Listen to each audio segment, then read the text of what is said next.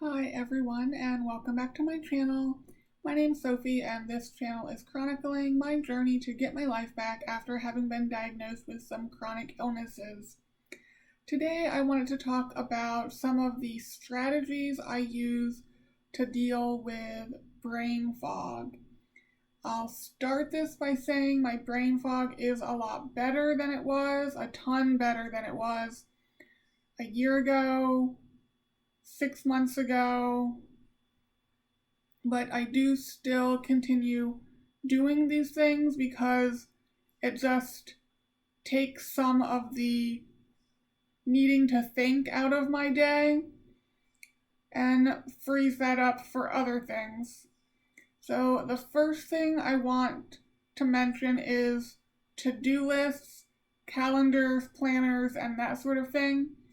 I do keep appointments and stuff on my phone, but that's not really my go-to planner. I do have a paper planner.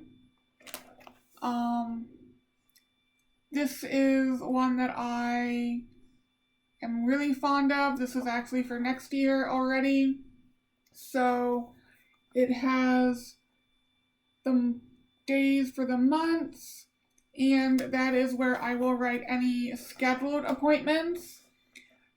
And also if I have outings, like if I was going to go to the Poconos, I would write that on the calendar also. But then what I really like is day by day. It gives you, I don't know if I can get it, sort of lines on each day, and that is where I make to-do lists. So I will make a to-do list every weekend. What I do is I go to the following week and I fill out that week. So first I will take whatever appointments I have and put them on the individual days for the coming week, and then I will fill in anything I need to do, if I need to make phone calls, if I need to pick up prescriptions, if I need to go to the grocery store and stuff like that. And as stuff comes up during the week that I need to do, I will put it on the to-do list. If it is done, I put a check mark next to it. If it is not done but still needs to be done, I put a line through it with an arrow saying I need to move it to another day. And then every weekend, I have things I do every weekend. So on the weekends, I empty out my text messages. If I got like notifications from FedEx or something like that, I'll delete those. I delete voicemails on my home phone, and I go through all of my emails and organize, respond if I haven't, delete those and stuff. That's on Saturdays. Sundays, I fill my medication boxes. I call in any prescriptions I need. I shower, shave, do all that bathroom stuff just to start the new week fresh. So those are sort of set on the weekends. And then, as I said, during the week, I will fill in what needs to be done.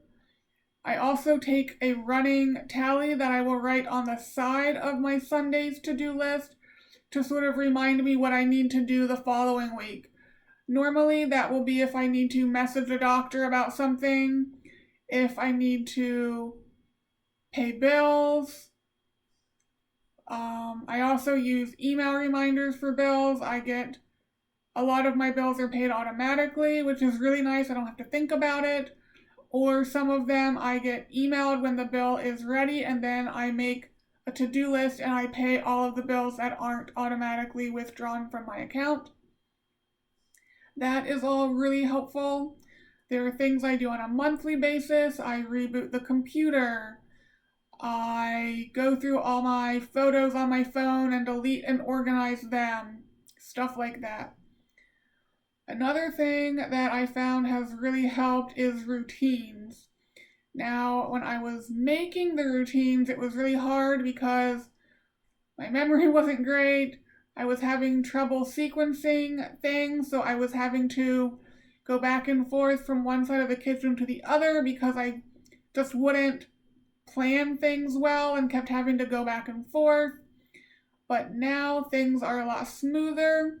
So I have a routine when I first wake up in the morning that involves like checking my blood pressure, taking my medications, going to the bathroom, checking my weight to see how the edema's doing and everything like that.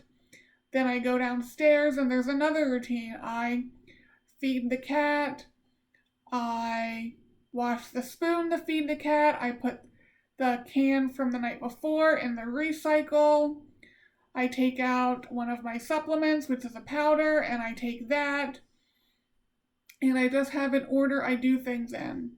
Because I find even now, if I get out of order or if I get distracted by something, for example, if I notice the outside cat that comes around is at the window and I go to feed the outside cat before I'm done with my normal routine, I will probably forget to do something because I stopped my routine.